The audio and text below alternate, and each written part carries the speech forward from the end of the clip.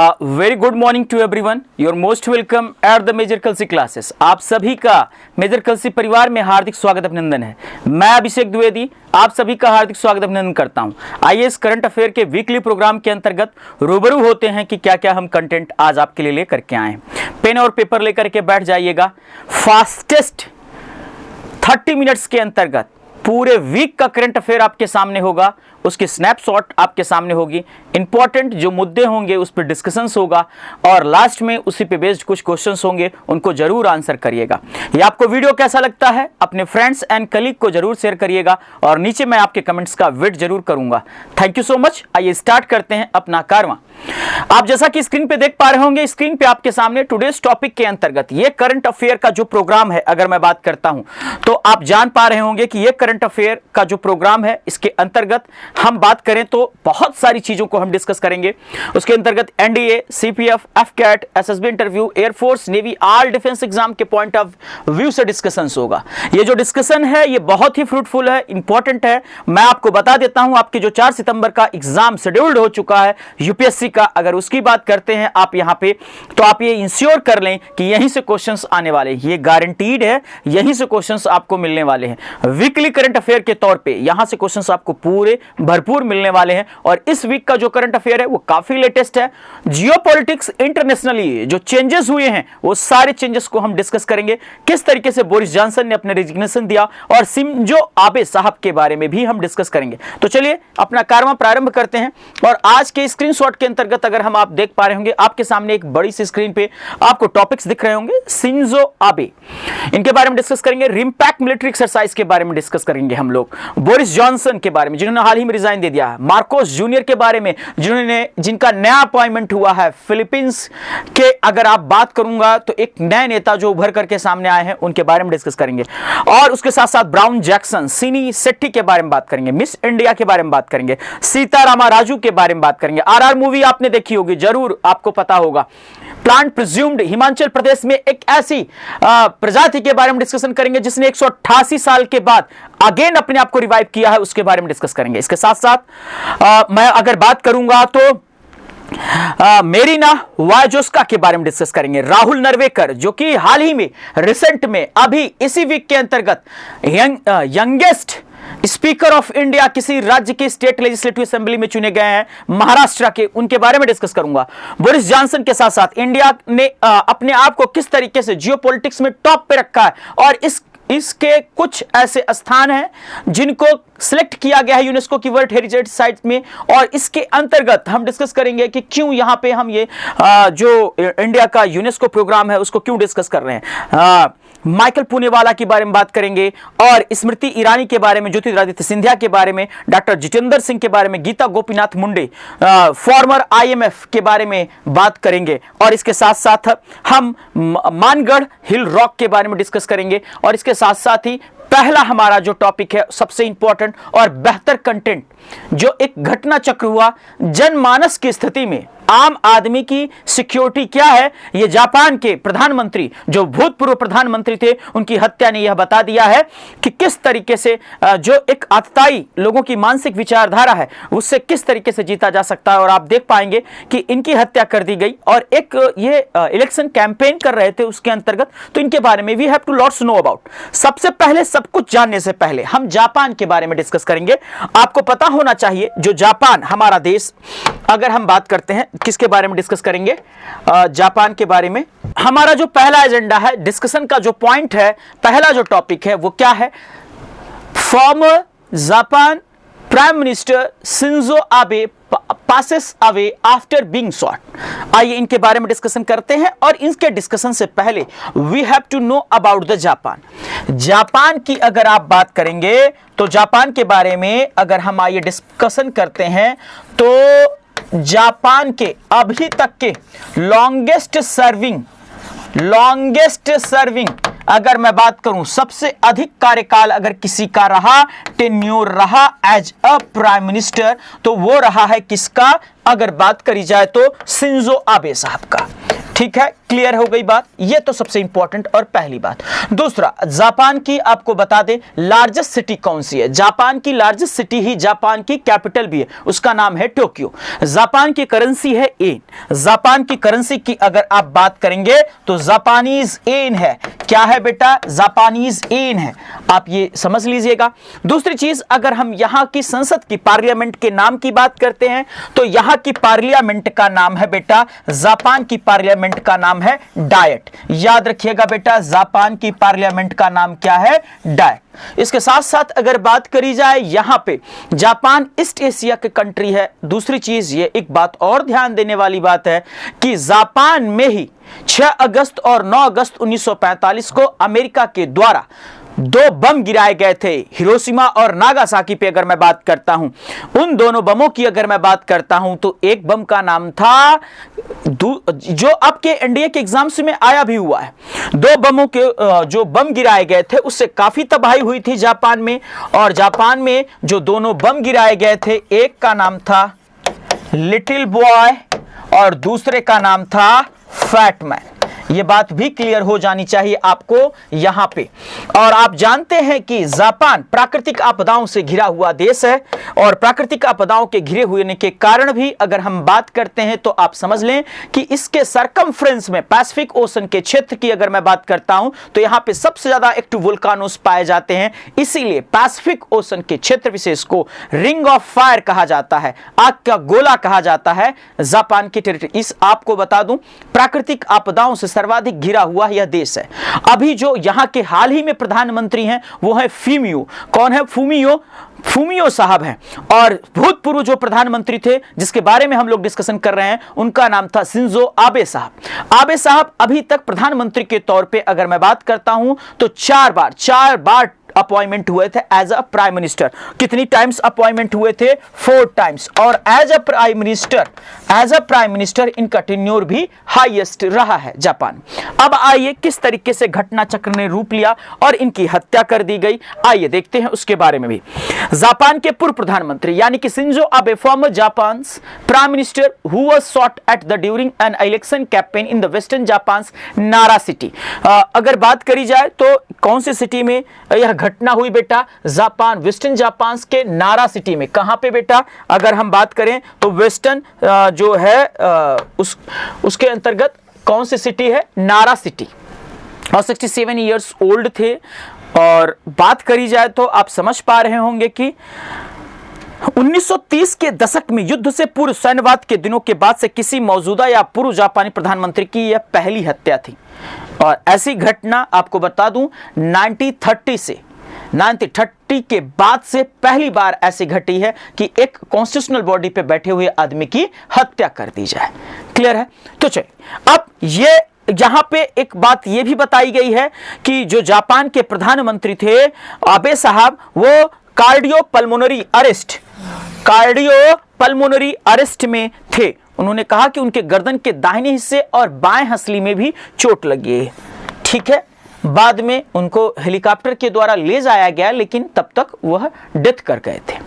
ठीक है, तो यह घटना चक्र था जापान के इतिहास में बहुत बड़ा घटना चक्र। 1930 आज हम लोग पढ़ रहे हैं, अगर बात करें तो 2022 चल रहा है। 1930 से पहले ऐसी घटनाएं हुई थी, बट 1930 के बाद यह इस प्रकार की पहली ऐसी घटना जापान के इतिहास में हुई। अब जापान की कैपिटल है टोक्यो, लार्जेस्ट सिटी भी है, जापान की करेंसी है येन। जापान के वर्तमान समय में जो प्रधानमंत्री फूमियो साहब हैं, अगर उसके साथ साथ बात करी जाए तो जापान आप जानते ही हैं कि टेक्नोलॉजी में एक अग्रणी कंट्री है। जापान टेक्नोलॉजी में एक अग्रणी कंट्री है और प्राकृतिक आपदाओं से घिरा हुआ देश है। जापान में ही अमेरिका के द्वारा 2 न्यूक्लियर बम्स गिराए गए थे, हिरोशिमा और नागासाकी पे 6 अगस्त और 9 अगस्त को। यह बात क्लियर है? तो चलिए अब आगे की ओर मूव ऑन करते हैं, अपने आगे के कारवा की ओर। हमारे प्रधानमंत्री श्री नरेंद्र मोदी साहब ने इनके बारे में यह भी कहा कि भाई राष्ट्रीय शोक दिवस के रूप में मनाएंगे हम 9 जुलाई को। 9th of July will be the celebrate as the क्या होगा राष्ट्रीय शोक के रूप में। और इन्होंने ट्विटर पे आप देख पा रहे होंगे हमारे माननीय प्रधानमंत्री श्री नरेंद्र मोदी जी का एक ट्विटर हैंडल से मैसेज भी पोस्ट किया गया है, वो मैसेज आपके सामने है। तो चलिए, एक सच्चे दिवंगत नेता को हमारी सच्ची श्रद्धांजलि है पूरे भारत की तरफ से और माननीय प्रधानमंत्री मोदी जी की तरफ से। चलिए आगे की ओर मूव ऑन करते हैं। आगे की ओर अगर हम मूव ऑन करें तो यहां पर आप देख पा रहे होंगे कि प्रधानमंत्री नरेंद्र मोदी जी का नेक्स्ट अगला अगर को यहां पे आप हम देख पा रहे होंगे अगला जो हमारे पास पोर्शन है डिस्कशन का एजेंडा है वो है रिम पैक एक्सरसाइज। रिम और पैक लिखा हुआ है, रिम एसोसिएशन है और पैक का मतलब है पैसिफिक ओशन के इर्द गिर्द, यानी कि रिम पैक मिलिट्री एक्सरसाइज की अगर हम बात करते हैं तो 2022 का आगाज हो चुका है और इसका जो टाइमलाइन है वो 29 जून से 4 अगस्त तक। रिम पैक एक्सरसाइज कब होगी? 29 जून से। और इसकी जो होस्ट कंट्री है वो कौन है? अमेरिका है। होस्ट कंट्री कौन सी है बेटा? अमेरिका का है। ठीक है, ये इंपॉर्टेंट बात हो गई। और इसमें करंट का एडिशन है, total number of participating countries are 27। How many countries are participating? 27। ये एग्जैक्ट आपके लिए है। और ये कहां पर एक्सरसाइज हो रही है रिम पैक? हवाई द्वीप और दक्षिणी कैलिफोर्निया में। हवाई द्वीप, हवाई आइलैंड और इसके साथ साथ कहां पर बेटा? दक्षिणी कैलिफोर्निया में। अब इसके साथ साथ रिम पैक की शुरुआत एस्टेब्लिशमेंट या इनिशियल टाइम का था 1971 में अमेरिका, ऑस्ट्रेलिया और कनाडा के द्वारा द्विवार्षिक प्रोग्राम अभ्यास के रूप में हुई थी। बाद में 1974 के बाद से एक द्विवार्षिक कार्यक्रम, ये जो था अभ्यास एक द्विवार्षिक कार्यक्रम बन गया 1974 से। इसका उद्देश्य मित्र देशों की नौसेनाओं के बीच अंतर संचालनीयता और विश्वास का निर्माण करना है। इसका हिंदी में अगर देखेंगे सक्षम, अनुकूली और भागीदार टैगलाइन है या थीम है। अब यहां पे इंडिया का क्या रिस्पॉन्स रहा है? इंडिया ने पहली बार कब पार्टिसिपेट किया और इंडिया के कौन कौन से शिप ने पार्टिसिपेट किया, आइए उसको भी देखेंगे, इन डिटेल एनालिसिस करेंगे। इन डिटेल में अगर देखते हैं तो भारत की भागीदारी पहली बार अगर बात करेंगे, India participated in the RIMPAC 2014 में भाग लिया।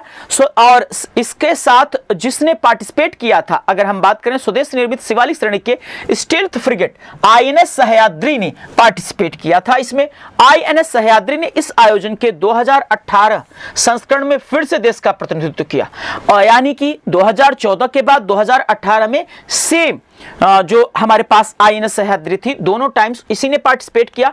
इसके बाद बदल गया घटना चक्र और 2016 में किसने पार्टिसिपेट किया था? INS सतपुड़ा ने समुद्री अभ्यास में शामिल हुआ था। 2014 से पहले युद्ध के खेल में भारतीय नौसेना की उपस्थिति केवल 2006, 2010 और 2012 के संस्करणों के लिए पर्यवेक्षक के रूप में थी। एज अ ऑब्जर्वर कंट्री रहा है भारत इसमें 2006, 2010 और 12 में। INS वर्तमान संस्करण जो हो रहा है इसमें, जो कि 29 जून से प्रारंभ हुआ, उसमें भारत का INS सतपुड़ा और P8I समुद्री गश्ती विमान भाग ले रहे हैं। इन दोनों को रिमार्क कर लीजिएगा, ये दोनों लेटेस्ट में इसके साथ एसोसिएट हुए हैं रिम पैक एक्सरसाइज के साथ। अब P8I क्या है इसके बारे में डिस्कशन करते हैं। आपके सामने स्क्रीन पे दिख भी रहा होगा।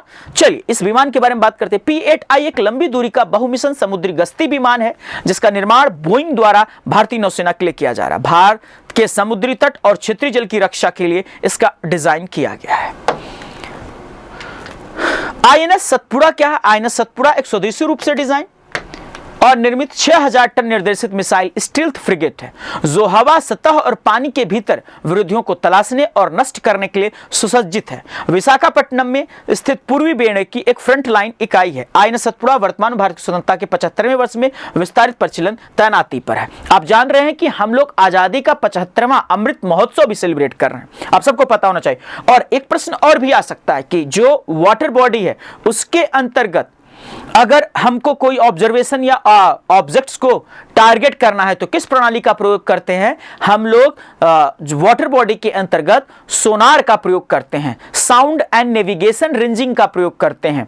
और जो अबव द वाटर लेवल की अगर मैं बात करता हूं, ऊपर या आसमान में, स्पेस में, हम किसका प्रयोग करते हैं? किस टेक्नोलॉजी का? राडार का प्रयोग करते हैं।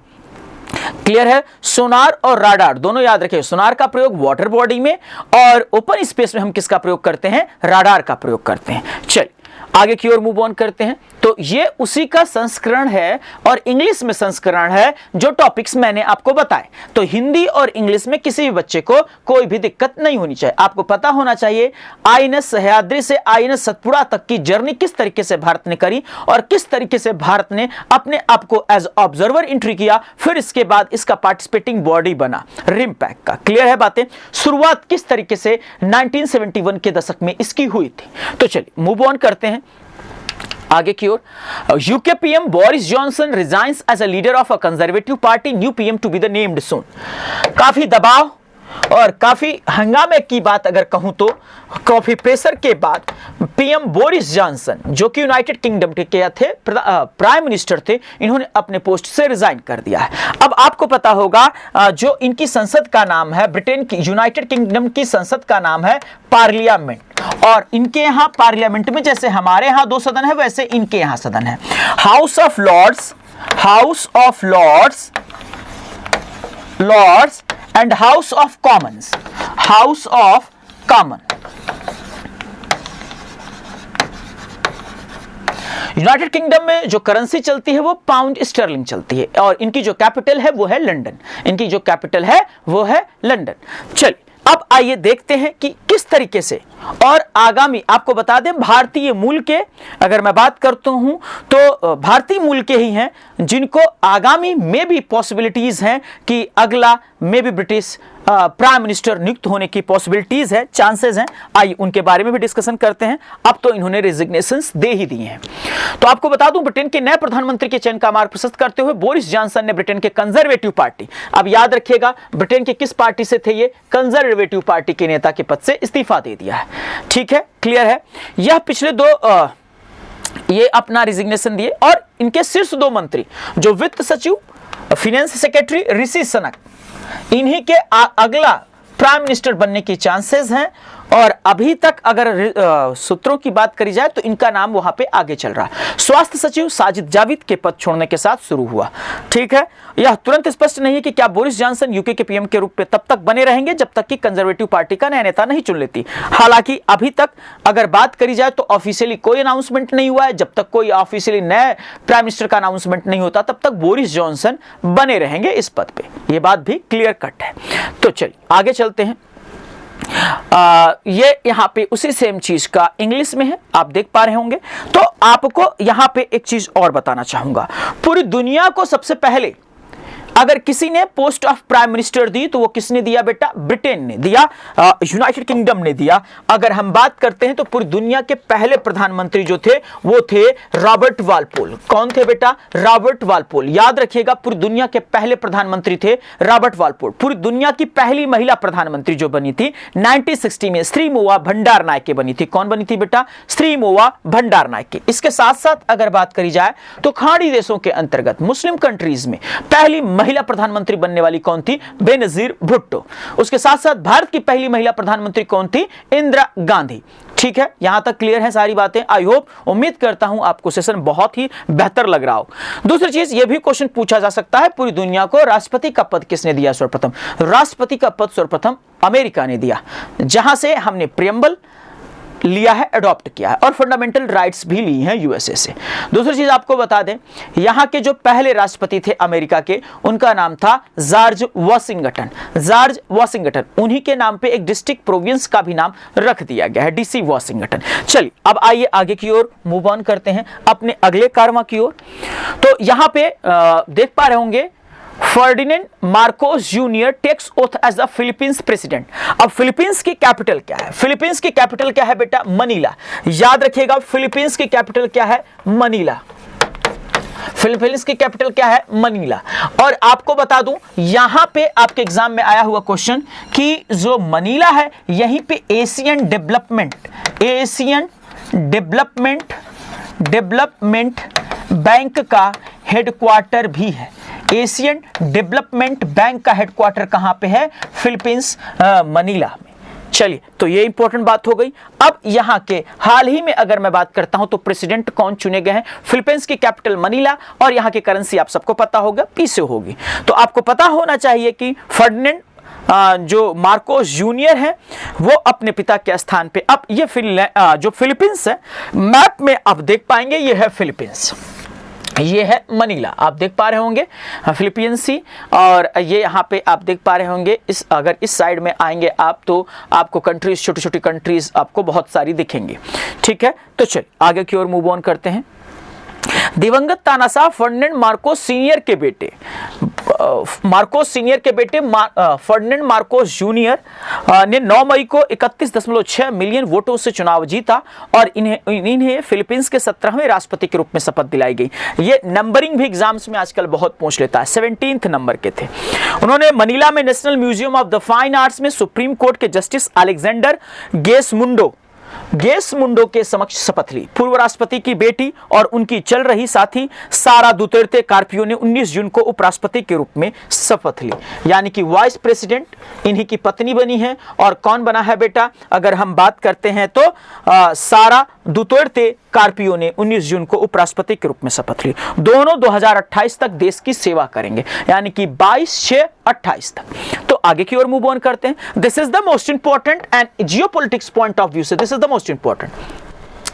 Ketanji Brown Jackson sworn as a became the first black woman on the US Supreme Court। कौन भाई, अगर बात करी जाए तो केतनजी ब्राउन जैक्सन ना, केतनजी ब्राउन जैक्सन क्या बनी है भाई, अगर बात करी जाए तो यूएस सुप्रीम कोर्ट की। और ऐसा अगर अमेरिका के इतिहास में फर्स्ट टाइम हुआ है। आइए देखते हैं कि क्यों ऐसा इंपॉर्टेंट भी है और इसको डिस्कशन करना कितना इंपॉर्टेंट है। संयुक्त राज्य America, United states of America ने इतिहास रच दिया क्योंकि केतनजी ब्राउन जैक्सन ने सर्वोच्च न्यायालय में सेवा करने वाली पहली श्वेत महिला के रूप में शपथ ली। डेमोक्रेटिक राष्ट्रपति जो बाइडेन द्वारा 51 वर्षीय की नियुक्ति का मतलब है कि 233 वर्षों में पहली बार गोरे लोग देश के सर्वोच्च न्यायालय में बहुमत नहीं है। 9 सदस्यीय अदालत में 4 न्यायाधीश अब महिलाएं हैं, जो इससे इतिहास में सबसे विविध बेंच बनाती हैं। हालांकि वे सभी हार्वर्ड या येल कुलीन लॉ स्कूलों में भाग लेते थे। तो this is the most important America point of view. America की कैपिटल आप जानते ही हैं, और आप जानते ही हैं कि यहाँ की जो एजेंसी है और यहाँ के जो नेवी सील कमांडोज हैं वर्ल्ड वाइड पॉपुलर हैं, क्लियर है। और हम जापान के साथ आप जानते हैं कि हमारा जो बायलैटरल ट्रेड है वो बहुत महत्वपूर्ण है जापान और अमेरिका के साथ। ये हमारे साथ क्वाड का भी हिस्सा है। तो इस तरीके से जापान और अमेरिका हमारे लिए कितनी एक काउंटर प्ले रोल करने वाली कंट्रीज हैं। दूसरी चीज, अब अगला पॉइंट है फेमिना मिस इंडिया 2022। कर्नाटका सिनी Shetty becomes the Femina miss India 2022। यानी कि अब इनके बारे में आप समझ पा रहे होंगे कि जो है कर्नाटक की सिनी शेट्टी हैं और इन्होंने मुंबई के जियो कन्वेंशन सेंटर में फेमिना मिस इंडिया 2022 का विजेता ताज पहनाया गया। अल्लूरी सीतारामा राजू, ये आपने आरआर मूवी देखी होगी उसमें भी, और यहां पे आप समझ पा रहे अल्लूरी सीताराम राजू का जन्म 1897 को हुआ था। उन्हें स्थानीय आदिवासी हितों की रक्षा के लिए जाना जाता था और अल्लूरी सीताराम राजू को स्थानीय लोगों द्वारा मन्यम या वीरडू जंगलों का नायक कहा जाता था। मन्यम या वीरडू कहा जाता था। 4 जुलाई 2022 को आंध्र प्रदेश में अपनी 125वीं जयंती समारोह में एक विशेष कार्यक्रम में महान स्वतंत्रता सेनानी अल्लूरी सीताराम राजू की प्रतिमा का अनावरण किया गया और प्रतिमा की जो हाइट है वो कितनी है 30 फीट। 188 साल के बाद विलुप्त, अगर बात करूं हिमाचल में 188 साल बाद फिर से खोजा गया विलुप्त माना गया पौधा। अब इसकी पौधे की प्रजाति की बात करेंगे तो ब्राचीटेल्मा, इस पौधे की प्रजाति का क्या नाम था बेटा, ब्राचीटेल्मा एटेनुआटम को 188 वर्षों के बाद फिर से खोजा गया है। इस प्रजाति को हिमाचल प्रदेश के हमीरपुर और मंडी जिलों में फिर से खोजा गया है। शुरुआती तौर में यह कहां पे मिला था हमें, हिमाचल प्रदेश के डुंगी गांव में 1835 में। और इस खोज का जिस मैगजीन ने पब्लिकेशंस किया है ओरिक्स के जुलाई 2022 के अंक में प्रकाशित हुआ था यह अध्ययन। चलिए आगे की ओर बात करते हैं।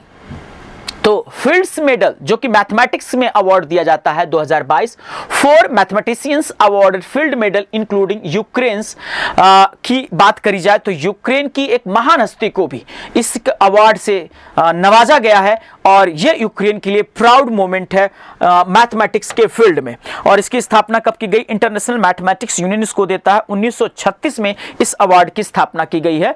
और आइए अब इसको देखते हैं, इसके बारे में और सारा बहुत कुछ डिस्कशन हम लोग करते हैं। यहां पे आप देख पा रहे होंगे यूक्रेन की मैरीना वियाजोवस्का को फील्ड मेडल जीतने वाली इतिहास की दूसरी महिला बन गई, मतलब इतिहास की दूसरी महिला। 4 गणतज्ञों में को फिनलैंड के हेलसिंकी में एक समारोह में यूक्रेन की मेरीना वियाजोवस्का सहित प्रतिष्ठित फील्ड मेडल से सम्मानित किया गया। इसकी जानकारी इंटरनेशनल मैथमेटिकल यूनियन जूरी ने 5 जुलाई 2022 को दी थी, 5 जुलाई को, ठीक है। और पुरस्कार विजेताओं में फ्रांस के ह्यूगो डोमिनिलिन कोपिन, अमेरिका स्थित जूनहू, ब्रिटेन के जेम्स मिनार्ड और यूक्रेन की मैरीना वियाजोवस्का शामिल है। Rahul Narwekar youngest speaker in the country. अभी तक के जितने भी विधानसभा अध्यक्ष होते हैं अमूमन वो मैक्सिमम टाइम पीरियड अगर विधानसभा का चुनाव जीते रहते हैं, उनको ही अध्यक्ष विधानसभा का बनाने की प्रक्रिया है और लोकसभा की भी। लेकिन राहुल नरवेकर ने इस रिकॉर्ड को तोड़ दिया है और एट द एज ऑफ 45 अगर मैं बात करता हूं तो महाराष्ट्र के विधानसभा के अध्यक्ष बने। क्योंकि महाराष्ट्र में अगर मैं बात करता हूं तो अभी हाल ही में एकनाथ शिंदे जी ने जो है अगर बात करी जाए तो मुख्यमंत्री पद की शपथ ली है और उनके साथ डिप्टी चीफ मिनिस्टर बने हैं देवेंद्र फडणवीस साहब। महाराष्ट्र हाईएस्ट रिप्रेजेंटेशन है लोकसभा की सीटों का। लोकसभा की कुल सीटें हैं यहां पे 48। कितनी है बेटा? 48। अब राष्ट्रीय राजमार्गों की अगर मैं बात करता हूं तो सर्वाधिक संख्या भी है महाराष्ट्र में, ठीक है। लंबाई की दृष्टि से अगर आप देखेंगे तो सर्वाधिक संख्या है। अब यहां पर मुंबई के वकील और पहली बार विधायक बने राहुल नरवेकर को महाराष्ट्र विधानसभा के सबसे कम उम्र के अध्यक्ष के रूप में चुना गया है, ठीक है।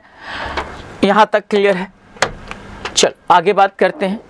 भारत अमूर्त सांस्कृतिक विरासत पर यूनेस्को पैनल के लिए चुना गया। अब आपको पता होना चाहिए कि अमूर्त विरासत क्या होता है। अमूर्त विरासत की अगर मैं बात करता हूं तो अमूर्त विरासत ऐसी अमूर्त सांस्कृतिक विरासत के अंतर्गत अगर आपको बात करूं तो ऐसी विरासत जो प्राकृतिक संसाधनों के साथ साथ उस देश की विरासत के रूप में जानी जाती हैं। तो अब पैनल का सदस्य चुना गया है। भारत को 2022 से 2026 चक्र के लिए यूनेस्को को 2003 के कन्वेक्शन के अंतर सरकारी समिति के लिए चुना गया है। इसके साथ साथ भारत यूनेस्को, अब यूनेस्को के फॉर्मेशन की बात करी जाए, United Nations Educational Scientific Culture, UNESCO के फुल फॉर्म की बात पहले देख लेते हैं। UNESCO United Nations Education Scientific Cultural Organization. इसका हेडक्वार्टर कहां है? फ्रांस के पेरिस में है। इसका हेडक्वार्टर कहां है बेटा? फ्रांस के पेरिस में। इसकी फॉर्मेशन कब की गई? 1945 में। कब की गई? 1945 में। आइए आगे की ओर मूव ऑन करते हैं। तो आप विश्व विरासत के अंतर्गत इसको वर्ल्ड हेरिटेज साइट के अंतर्गत कब पैनल में कब तक के लिए शामिल किया है? 2021 से 25 तक। और अगर बात करी जाए तो अमूर्त सांस्कृतिक विरासत के रूप में 2022 से 2026 तक इसे पैनल का समिति का सदस्य बनाया गया है। इंग्लिश में देख लें आप यहां पे जिससे कि आपको दिक्कत ना हो। इंटेंजिबल कल्चर जो है इंटेंजिबल कल्चरल हेरिटेज 2022 से 26 के बीच का इसे हिस्सा बनाया गया है। 110 वोट पड़े थे इंडिया के बिहाफ ऑफ में, इंडिया के लिए अगर बात करी जाए तो इंडिया इस वजह से इसका सदस्य बन पाया। 155 स्टेट्स ने इसने पार्टिसिपेट किया था। अब यहां पे आप समझ पाएंगे कि क्यों इसको ऐसा आपको भारत को क्यों चुना गया। आपको बता दें कि भारत ने 2 बार 2006 से 2010 और 2014 से 2018 तक इंटेंजिबल कल्चर हेरिटेज का सदस्य रह चुका है, के रूप में कार्य कर चुका है, ठीक है। और यहाँ पे जो आप देख पा रहे हैं ना इमेज, ये रमप्पा टेम्पल की इमेज है जो कि आंध्र प्रदेश का टेम्पल है और 39th यूनेस्को का वर्ल्ड हेरिटेज साइट है और 40th है अगर बात करी जाए तो धौलावीरा गुजरात। और भारत को अमूर्त सांस्कृतिक विरासत पर यूनेस्को के पैनल के लिए चुना गया है। 2 फेज हैं पैनल का, एक अमूर्त सांस्कृतिक विरासत है और दूसरा है विश्व विरासत। ठीक है, चलिए आइए आगे की ओर मूव ऑन करते हैं। अगर हम बात करें तो मिशेल पूनावाला की अगर बात करते हैं तो कला के क्षेत्र में उनके योगदान के लिए यूनाइटेड किंगडम में NRI वर्ल्ड समिट 2022 में शिरोमणि पुरस्कार मिला है। पूनावाला के अलावा श्री साधु ब्रह्मविहारी, भगवान रामी रेंजर, रीता हिंदुजा झाबड़िया को भी श्रोमण पुरस्कार से सम्मानित किया गया। श्रोमण पुरस्कार 1977 में स्थापित किया गया था और Mother Teresa, chief marshal Manekshaw, Raj Kapoor, Sunil Gavaskar, Sachin Tendulkar, Kapil Dev, PT Usha, Leander Paes, Viswanathan Anand, Dalai Lama, Jaya Bachchan और आशा भोसले को दिया जा चुका है। ठीक है, आगे Mukhtar Abbas Naqvi, RCP Singh resign as union minister. अब मुख्तार अब्बास नकवी का जो पोर्टफोलियो है वो देखेंगे स्मृति जुबीन ईरानी, क्योंकि ये जो मिनिस्टर थे ये माइनॉरिटीज के थे, अल्पसंख्यक के, और RCP सिंह के पास था स्टील मिनिस्ट्री, तो ये चला गया है ज्योतिरादित्य सिंधिया जी के पास। क्लियर हो गई बात। और इनका राज्यसभा का जो कार्यकाल था, टेन्योर था, वो फिनिश हो चुका था। और आपको पता है कि कैबिनेट मिनिस्टर बने रहने के लिए आपके पास दोनों सदनों में किसी एक सदन का हिस्सा होना जरूरी है, या लोकसभा का या राज्यसभा का। अगर नहीं है आप तो पद और गोपनीयता की शपथ लेने के 6 महीने के अंतर्गत उस सदन का हिस्सा आपको होना ही होगा। तो ये यहां पर आप देख पा रहे होंगे, जैसा कि मैंने बताया, Smriti Zubin Irani, Smriti and Jyotiraditya Scindia have been assigned additional charge of minorities. Smriti Zubin Irani को माइनॉरिटीज अफेयर दे दिया गया और मिनिस्ट्री ऑफ स्टील किसे दे दिया गया भाई? ज्योतिरादित्य सिंधिया जी को। ठीक है, चलिए आगे। Doctor Rajendra Prasad memorial awards Inception announced by the doctor Jitendra Singh. अब आपको बता दें, प्रशासन के क्षेत्र में के दृष्टि में अभूतपूर्व योगदान के लोक प्रशासन में doctor Rajendra Prasad memorial award का पब्लिक एडमिनिस्ट्रेशन में अवार्ड की शुरुआत की गई, स्थापना की गई। डॉक्टर सिंह ने भारतीय लोक प्रशासन संस्था के कार्यकारिणी परिषद की बैठक की अध्यक्षता की और प्रधानमंत्री नरेंद्र मोदी द्वारा स्थापित उद्देश्यों को प्राप्त करने के लिए संस्थान के पास निम्नलिखित 25 वर्षों के लिए एक भविष्य की दृष्टि होनी चाहिए। अब this is the most important, ऐसा पहली बार हुआ है। Gita Gopinath becomes the first woman to the feature on the IMF wall of the former chief economist. आप जानते हैं गीता गोपीनाथ मुंडे पहले क्या थी? चीफ थी, किसकी थी? IMF की, इंटरनेशनल मॉनेटरी फंड की। और अब जो हॉल ऑफ, अगर मैं बात करता हूं तो यहां पे जो है फीचर है, Gopinath Munde become the first woman to feature IMF wall of former chief. जो फॉर्मर चीफ थे उन्हीं की श्रेणी में ये भी शामिल हो चुके हैं और अपनी फोटो के साथ इन्होंने एक क्लिक दिया है। अब यहां पे आइए देखते हैं गीता गोपीनाथ मुंडे के बारे में। यंगेस्ट की अगर मैं बात करता हूं तो जो है IMF की चीफ बनने वाली महिला गीता गोपीनाथ मुंडे। उसके साथ साथ भारत में जन्मी गीता गोपीनाथ अंतर्राष्ट्रीय मुद्रा कोष के पूर्व मुख्य अर्थशास्त्रियों की दीवार पर प्रदर्शित होने वाली पहली महिला और दूसरी भारतीय बनी है। सम्मान हासिल करने वाले पहले भारतीय रघुराम राजन थे, जो कि 2003 और 2006 के बीच IMF के मुख्य अर्थशास्त्री अनुसंधान में।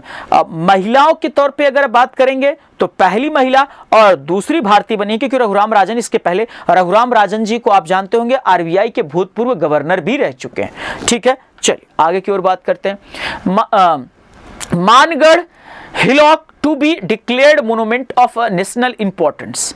आपको बता दूं ये राजस्थान का क्षेत्र है, जहां पर इसको सांस्कृतिक राज्य मंत्री श्री अर्जुन राम मेघवाल ने कहा कि गुमनाम नायकों और मानगढ़ पहाड़ियों को इतिहास में महत्व नहीं मिला जिससे वो हकदार थे।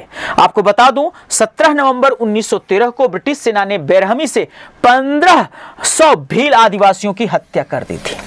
तो कहीं ना कहीं राजस्थान और महाराष्ट्र में जो भील मूवमेंट्स हुए, उन मूवमेंट्स के दौरान शहीद हुए लोगों के लिए भी इस पहाड़ी का एक अमूल्य रूप है और योगदान है। इसलिए मानगढ़ पहाड़ियों को एक विशेष महत्व के तौर पे राष्ट्रीय महत्व का स्मारक घोषित करने पर रिपोर्ट प्रस्तुत की गई है। ठीक है, चलिए अब आपको बता दूं हमारे यहाँ के कल्चर मिनिस्टर कौन है? कल्चर मिनिस्टर की बात करी जाए तो स्वतंत्र राज्य प्रभार जिनके पास मंत्रालय है, स्टेट मिनिस्टर के अंतर्गत अगर मैं बात करता हूं तो अर्जुन मेघवाल और मीनाक्षी लेखी जी हैं। मेन कैबिनेट मिनिस्टर जो हैं उनकी बात करी जाए जी किशन रेड्डी साहब हैं। कौन है बेटा? जी किशन रेड्डी। चलिए आइए आगे बात करते हैं। SBI general insurance appoint Paritosh Tripathi as MD and CEO. SBI general insurance ने पारितोष त्रिपाठी जी को एमडी एनसीओ नियुक्त किया है। अगर बात करी जाए तो एसबीआई का ही पुराना नाम है इंपीरियल बैंक ऑफ इंडिया, जिसको 1955 में इंपीरियल बैंक ऑफ इंडिया का नाम बदल करके क्या कर दिया गया था? State Bank of India. और Imperial Bank of India 3 presidential बैंकों को मिलाकर के बना था, Bank of Bengal, Bank of Madras, Bank of Bombay. चलिए आगे की ओर मूव ऑन करते हैं। तो ये आपके सामने स्क्रीन पे क्वेश्चन है, which country is hosting G20 foreign minister meeting 2022। अगर मैं बात करता हूं तो इसका जो है इंडोनेशिया राइट आंसर होगा। इंडोनेशिया के अगर बात करी जाए तो कहां पे बेटा? बाली में। Who has been named as India's new sherpa for the G20? Amitabh Kant. ये अमिताभ कांत जी को न्यू शेरपा नियुक्त किया गया है G20 का। अगर बात करी जाए तो शेरपा का मतलब यह है कि जो इसका ऑर्गेनाइजेशन होगा उसकी पूरी जिम्मेदारी आपके पास होगी, तो इंडिया का शेरपा इन्हें नियुक्त किया गया। यह अमिताभ कांत जी भूतपूर्व अगर बात करी जाए तो नीति आयोग के सीईओ भी रह चुके हैं, चीफ एग्जीक्यूटिव ऑफिसर रह चुके हैं अमिताभ कांत जी। नीति आयोग की स्थापना 1 जनवरी 2015 को हुई थी, जिसके सबसे पहले अगर सीईओ बने तो अमिताभ कांत जी। और आप जानते हैं इसका चेयरपर्सन कौन होता है? इसका चेयरपर्सन हमेशा प्रधानमंत्री होता है। तो इसकी स्थापना नरेंद्र मोदी के टाइम पीरियड में हुई है, तब से इसके चेयरपर्सन नरेंद्र मोदी जी कंटिन्यूअसली बने हुए हैं। तो इसी के साथ साथ एंड करता हूं यहां का सेशन और हमारी आपकी मुलाकात। तीसरा क्वेश्चन भी देख लेते हैं। Who has been elected as the youngest speaker of the Maharashtra legislative assembly? Rahul Narwekar साहब बने हैं 45 की एज में। इसके साथ साथ अगर हम बात करें तो हमारे क्वेश्चंस की एंड होती है। कैसा लगा ये करंट अफेयर का सेशन? लगभग अगर मैं बात करता हूं तो विद इन टाइम लिमिट्स में सारी चीजों को जो पूरे वीक की थी इंपॉर्टेंट उसको डिस्कस कर दिया। अब हमारी आपकी मुलाकात होगी नेक्स्ट संडे को। तब तक के लिए थैंक यू सो मच। जय हिंद, जय भारत। इसी तरीके से अपना प्यार और सपोर्ट बनाए रखें। ज्यादा से ज्यादा अपने से रिलेटेड ग्रुप में इस वीडियो को शेयर करें और कमेंट करें। Thank you so much. Love you lot.